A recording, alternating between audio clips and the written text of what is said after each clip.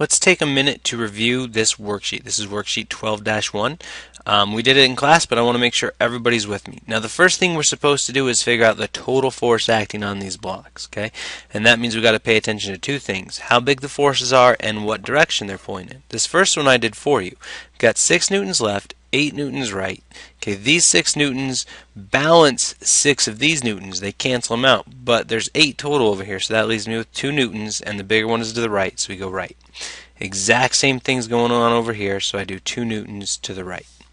This one, 10 newtons left, 10 newtons right, those forces balance, that's 0. This one, 8 newtons left, 6 newtons right. The bigger force is to the left, so this net force is going to be the left, but it's 2 newtons. Okay, same reason. The first 6 balance those, 2 are left. Again, 2 newtons left. And finally, 0 newtons. Now remember, the only reason we subtract these forces instead of add them is because they are in opposite directions. If you had like 2 people who were trying to push on a car and they were both pushing in the same direction, if this was 4 newtons and this was 6 newtons, the total would be 10 newtons this direction because they are helping each other out. But we didn't have any of that, so I'm going to ignore that for now. Now we're supposed to go through and rank these from the least rate and least change in velocity to greatest rate of change of velocity. Now remember, rate of change of velocity is acceleration. Okay, so we're looking for objects that are accelerating the least, and then we're going to go to the most. Well, if forces are involved, forces cause acceleration, and this has got 0 force, and this has got 0 force. If they have 0 force, that means no acceleration happens, so C and F have exactly the same acceleration, and it's none. Okay, no force, no acceleration. That does not mean that neither of these objects are moving. It just means that neither one of these are speeding up or slowing down. This could be moving at a constant velocity in either direction. It's just not getting faster or slower. It could be stopped. We don't know. Okay, next up. Okay, everything that's left has a force of 2 newtons. That one's got a force of 2 newtons, 2 newtons, 2 newtons, 2 newtons. So does that mean they all accelerate the same? Well, there's one other thing we have to look at. We have to look at mass, right? This one's got a mass of 2 kilograms, 4 kilograms, 4 kilograms, 2 kilograms. Okay, so we actually have to consider that. Remember, mass means inertia. The more mass an object has, the harder it is to change its motion.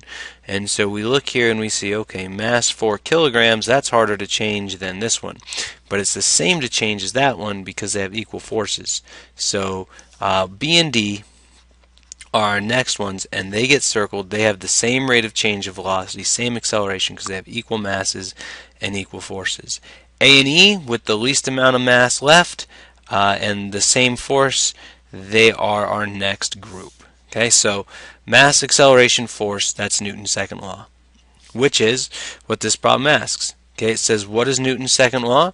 Newton's second law says the total force, or Ft, acting on an object is equal to its mass times its acceleration, ma. Okay, so 2 carts are at rest, and each are pushed with a force of 15 newtons. Cart A has a mass of 3 kilograms. Cart B has a mass of 5. Which cart will have a greater acceleration?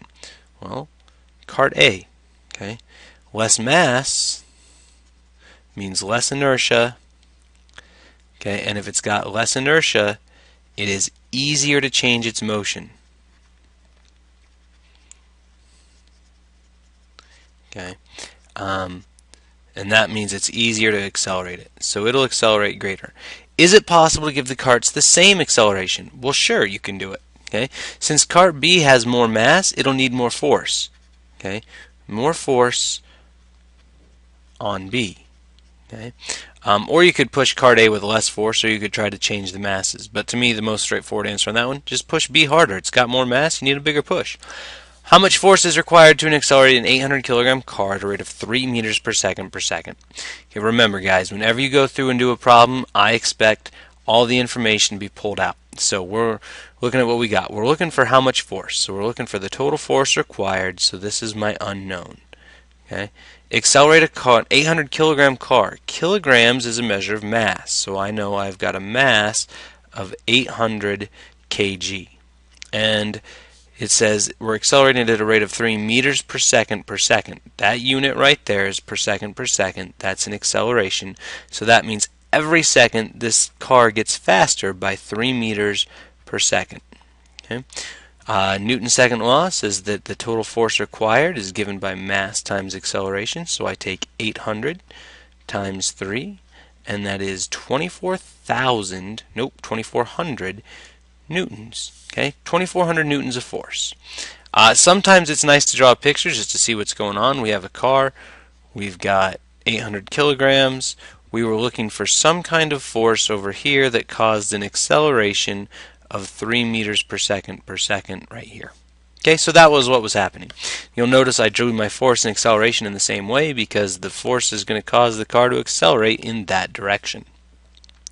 Next problem, 1,000 kilogram car. Right away I've got some information. Mass is 1,000 kilograms. Now this is the part where students start to goof up a little bit.